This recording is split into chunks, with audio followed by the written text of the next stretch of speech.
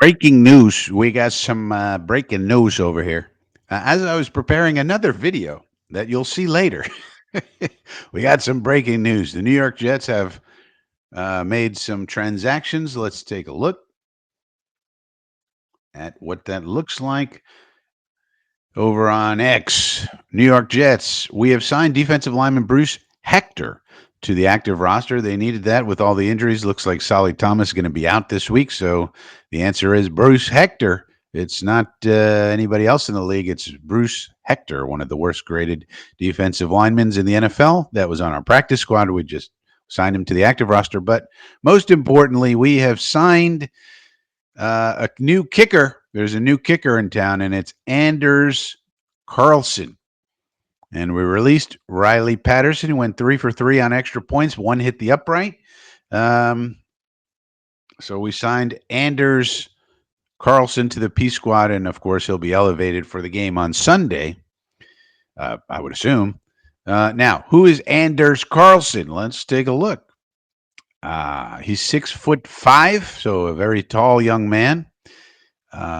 He was on the Packers, and then he got released from the Packers. So the Packers drafted him in 2023, and then he kicked for them, and then they said, you stink, goodbye, released. And then the 49ers had injuries this year to Jake Moody, the guy out of Michigan. Okay.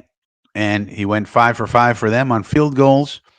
But then they released him because I guess Moody's back healthy now, I guess.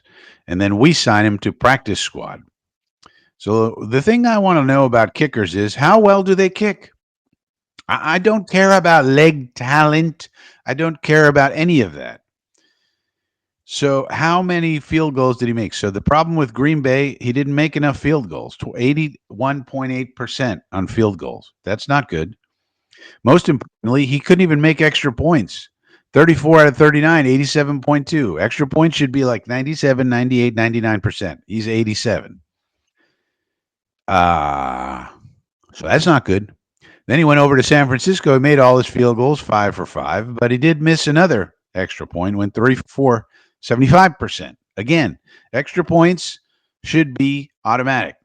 Now, the Green Bay Packers did go to the postseason. That's the regular season. He made 2 out of 3 of his field goals in the postseason and missed another extra point in the postseason.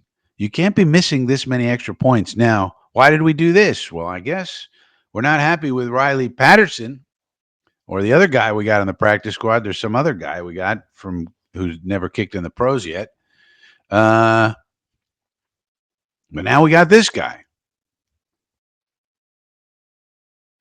So, not sure why. Now, November recently got released, and we thought this guy's better. But what I'm hoping is that they're not looking at it and going, he's got great leg talent. Because one of the things I noticed about Riley Patterson, he was not kicking the ball out of the end zone, and we prefer to kick the ball out of the end zone and not have a return and just have the team start at the 30. He was not making it out. He was kicking it right to the goal line in the one game he played for us. Although he made, like I said, he made his 3 extra points. One of them hit the upright.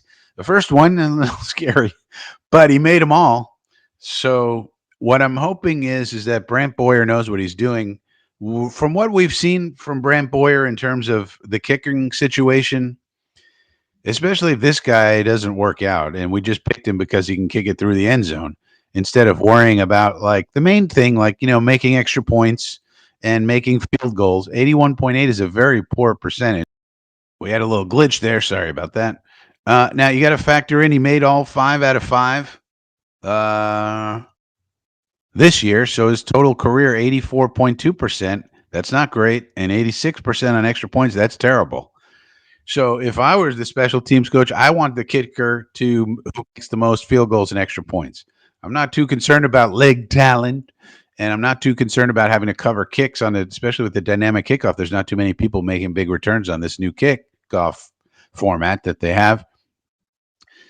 So I'm hoping that that's not the case here. I'm getting a little tired of Brant Boyer, to be honest with you, with these kickers. We could have just had Eddie Pinheiro years ago. We wouldn't have to go through Zerline, although last year Zerline was very accurate. The year before he was not, and then this year not again. So to me, if I'm the special teams, give me the most accurate kicker. period. I don't care if he can kick it through the end zone on a kickoff. I want points. This guy doesn't seem like he's the guy, but let's give him a chance and see what happens.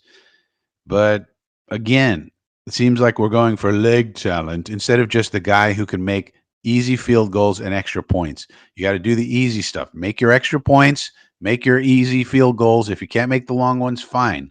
But I want a guy who can just make the easy ones, 0 to, there's no 0, but 40 yards and in, and then all the extra points. Give me a high percentage guy with that. That's how I'd look at it. But who am I? Maybe I don't know what the hell I'm talking about. What do you think? You like these guys or what? Let me know in the comments. And as always, stay frosty. Did you know that if you subscribe to this YouTube channel right now, you will get exclusive access to a drinking game called Hard Looks, where you can drink with fellow Jets fans every time head coach Jeff Ulbrich says hard look in a press conference? It's true. Click the subscribe button right now. Oh, please, baby, please.